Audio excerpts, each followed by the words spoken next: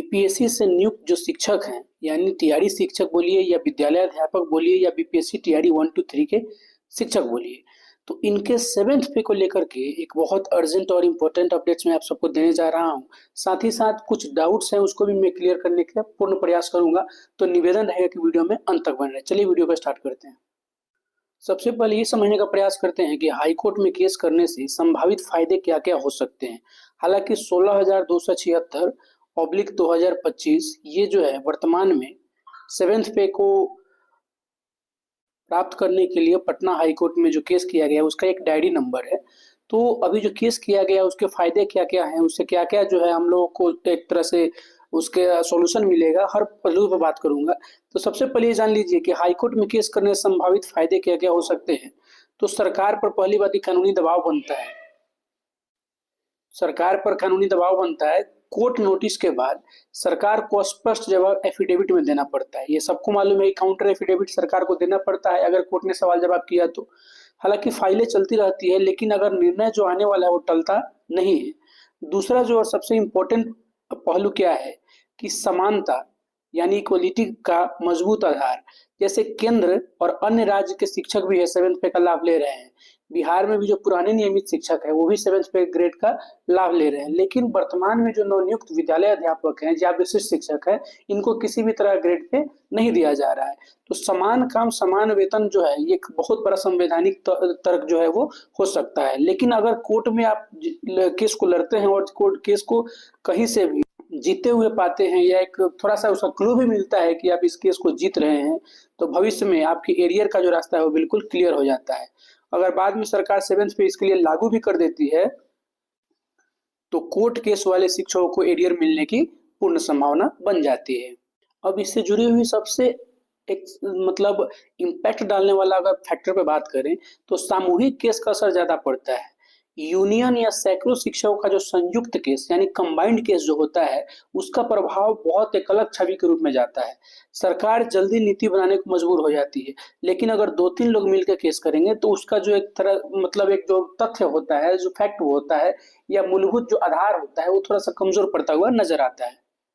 अब 7th पे case में अगर आप जाते हैं तो सीमाएं और सच्चाई जान लीजिए कि लिमिटेशन क्या क्या है, यह जानना भी बेहद जरूरी है। सिर्फ हर पॉजिटिव पहलू को नहीं, हमें उसके नेगेटिव पहलू को भी जानना जरूरी है।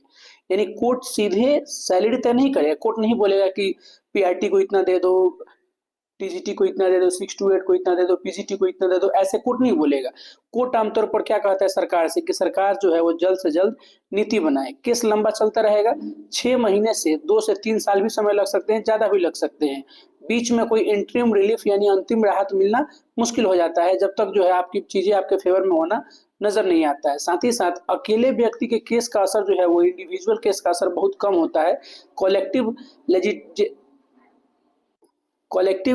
लिटिगेशन जरूरी है। लिटिगेशन का मतलब होता है कि कोई ऐसा मामला जो विवादों के चलते न्यायालय में गया हो और न्यायालय जो है उसका फैसला अपने आधार पर देती है, इसी को लिटिगेशन बोलते हैं। ठीक है, हालांकि पहले भी ये हो चुका है, जैसे बिहार में डीए को लेकर के, रेगुलराइजेशन को लेकर के, सर्विस बेनिफिट को लेकर के कोर्ट केस और आंदोलन से ही इन सारे लाभों का जो एक तरह से बेनिफिट मिला है वो सब टीचर्स को मिला है। डीए हो गया, रेगुलाइजेशन हो गया, सर्विस बेनिफिट्स हो गया, पहले भी आंदोलन और कोर्ट केस से ही इसका हल निकला है।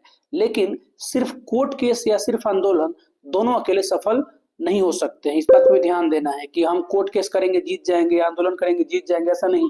आपका आपसी यूनिटी भी इस फैक्टर पे जो है कि इंपॉर्टेंट रोल प्ले करता है। इस तरह से अंतिम निष्कर्ष निकल क्या आता है, तो कोर्ट केस करना बेकार नहीं है ना। आपका तथ्य और आपका फैक्ट पॉइंट जो है वो महत्वपूर्ण होना चाहिए, जोरदार होना चाहिए, प्रचंड होना चाहिए। लेकिन केस से ही सब कुछ संभव नहीं है। संघ आपका यूनियन एक होना चाहिए, कोर्ट जो होता है कोर्ट पे भी आप पे दबाव जाना चाहिए, और जो इंटरिम आपका जो पॉलिटिकल प्रेशर होता है, इन तीनों का अगर संयोजन हो जाए तब जाके परिणाम जो है आपके फेवर में आने शुरू होते हैं। तो अगर आप केस के लिए जाते हैं तो केस में कौन कौन से बिंदु किस ग्राउंड्स पे होने चाहिए, तो सबसे पहली बात मैंने पहले ही बताया, इंडिविजुअल केस करे या यूनियन के साथ। तो सब मैंने पहले ही बताया कि यूनियन के साथ केस करे, इंडिविजुअल केस का उतना इम्पैक्ट नहीं दिखाई देगा। साथ ही साथ आपका केस टीआरई लेवल का है कि नियोजित लेवल का है कि विशिष्ट लेवल का है, किसका केस मजबूत है, इस बात पर ध्यान देना है। ठीक है, तो नियोजित का तो खैर इसमें बात ही नहीं की जाएगी, क्योंकि राज्यकर्मी जो होते हैं 7th पे या कोई भी ग्रेड पे का लाभ उन्हीं को मिलना तय होता है। सीधे तौर पे अगर बात करें तो टीआरई शिक्षकों को 7th पे दिलाने के लिए केस कितना मजबूत है। तो सबसे पहला इंपॉर्टेंट पॉइंट जानिए कि टीआरई शिक्षकों का केस नियोजित शिक्षकों से ज्यादा मजबूत है। कारण मैंने पहले ही बताया। कारण क्या है? क्योंकि टीआरई शिक्षक सीधे राज्य सरकार के कर्मचारी यानी राज्य कर्मचारी है। नियुक्ति इनकी बीपीएससी एक आयोग के द्वारा हुआ है, कमीशन के द्वारा हुआ है। सेवा शर्त जो है बिल्कुल स्पष्ट है। सर्विस रूल, एचआरएमएस, पे स्ट्रक्चर, ये सारी चीजें जो इनके नीट एंड क्लीन है। तो पटना हाईकोर्ट में केस करने से टीआरई शिक्षकों को फायदा क्या होगा? तो सबसे पहला और इम्पोर्टेंट फायदा क्या है? तो कानूनी जो आधार है वो मजबूत हो जाता है। समान काम समान वेतन, है ना, इक्वल वर्क इक्वल पे, जो कि आर्टिकल 14 में इस बात का भी निहित किया गया है, इसका लाभ आपको मिलना तय हो जाता है।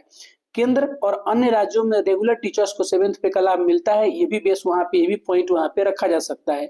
टीआरई शिक्षक कोई संविदा या नियोजित शिक्षक तो है नहीं, ये एक राज्यकर्मी शिक्षक है, तो इनको इस लाभ से लाभान्वित किया जा सकता है। इस पहलू को भी जोरदार तरीके से अच्छे वकील के माध्यम से अपनी बातों को पहुंचाया जा सकता है। और इसका परिणाम क्या होगा? तो कोर्ट सरकार को निर्णय लेने का निर्देश दे सकता है। जैसे 7th पे लागू नहीं करेगा, जैसे कोर्ट सीधे नहीं बोलेगा कि 7th पे लागू करे, लेकिन यह कह सकता है कि राज्य सरकार समयबद्ध निर्णय ले, according to time, according to condition जो है वो निर्णय ले। यह आदेश आगे चलकर सबसे अहम बन जाता है। अगर इतना भी अगर कोर्ट बोलता है तो आपके फ्यूचर में क्या हो जाता है? तो एरियर का दावा मजबूत हो जाता है। अगर कोर्ट केस लंबा चलता है, इसके बावजूद 7th पे अगर लागू हो जाता है, तो टीआरई शिक्षकों का एरियर क्लेम मजबूत होगा और आपको एरियर अमाउंट से भी नवाजा जा सकता है। ठीक है, तो ये संभावनाएं मैं बता रहा हूँ आप सबको। तो एक चीज और जानिए कि टीआरई शिक्षकों के लिए सच्चाई, गलतफहमी न रखे। किस बात का मैं बोल रहा हूँ? तो कोर्ट से तुरंत 7th पे मिलना लगभग असंभव है। आपको स्ट्रगल करना पड़ेगा, लड़ना पड़ेगा, रगड़ना पड़ेगा अपने आप, तब जाके हो सकता है इसके लाभ से आप वंचित जो अभी तक हैं उसका लाभ ले पाएंगे। और अकेले शिक्षक जो केस करके केस को कमजोर करते हैं या चंदाखोरी का काम करते हैं, इससे भी बचने की जरूरत है। बिना सर्विस रूल और पे नोटिफिकेशन लागू हुए बिना आप अगर केस कर लेते हैं तो ये तथ्यहीन और आधारहीन माना जाता है और इसका लाभ आपको उतना दिखाई नहीं पड़ता है। टीआरई शिक्षकों के लिए सही रणनीति क्या होगी? तो पहला रणनीति है कि यूनियन, आपका संघ जो है उसके अकॉर्डिंग आप एक सामूहिक केस करिए। 100+ टीआरई टीचर अगर हो तो इसका असर जो है वो तेज हो सकता है। इसके साथ साथ केस की जो मुख्य मांग है वो 7th पे लागू करने का सीधा आदेश नहीं, बल्कि राज्य सरकार को ये आदेश दिया जाएगा कि 7th पे लागू करने पे अपने कमिटमेंट में वो निर्णय ले। और ये तो खैर ऑफिशियल चीजें होगी। सपोर्टिंग डॉक्यूमेंट आप क्या डालेंगे? तो अपॉइंटमेंट लेटर टीआरई का डालेंगे, एचआरएमएस पे स्लिप डालेंगे, और अन्य राज्य में 7th पे जो लागू है उसको भी आप डाल सकते हैं। साथ ही साथ संविधान का समान पद समान कार्य के बदले कार्य विवरणी का आप एक हवाला देते हुए इस पॉइंट को भी उठा सकते हैं। तो टीआरई शिक्षकों का केस किन से ज्यादा मजबूत है? तो ये भी हम एक समरी के तौर पर समझिए कि टीआरई शिक्षक जो है सबसे ज्यादा इनका केस मजबूत है, क्योंकि राजकर्मी है। पुराने नियमित शिक्षक का तो ऑलरेडी मजबूत है।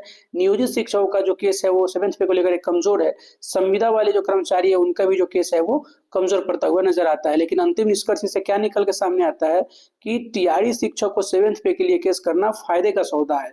तो ये जो लोग बोलते हैं कि केस करने से कुछ नहीं होगा, ये इनको इस वीडियो से सबक लेना चाहिए कि आपको ऐसे भी कुछ नहीं मिल रहा है। केस करके आप एक समझिए कि एक जुआ खेल रहे हैं। इस जुए में आपकी जीत भी हो सकती है, हार भी हो सकती है। लेकिन सामूहिक और सही कानूनी ड्राफ्ट अगर बनाते हुए मजबूती से केस को लड़ते हैं तो इसका पूर्ण लाभ आपको मिलना निश्चित हो जाता है। सिर्फ कोर्ट नहीं, संघ, पॉलिटिकल प्रेशर और केस, तीनों का अगर समायोजन सही तरीके से आप उस एकता को बनाए रखते हुए हो तो इसके लाभ से आप लाभान्वित हो सकते हैं। तो आई होप कि ये वीडियो आपको समझ में आया होगा। मैं जो बातें आपको बताना चाह रहा हूँ, तो इस वीडियो में इतना ही। बस एक निवेदन रहता है कि अपने भाई का कि प्लीज वीडियो को एक प्यारा सा लाइक दे दें, चैनल को सब्सक्राइब कर लें।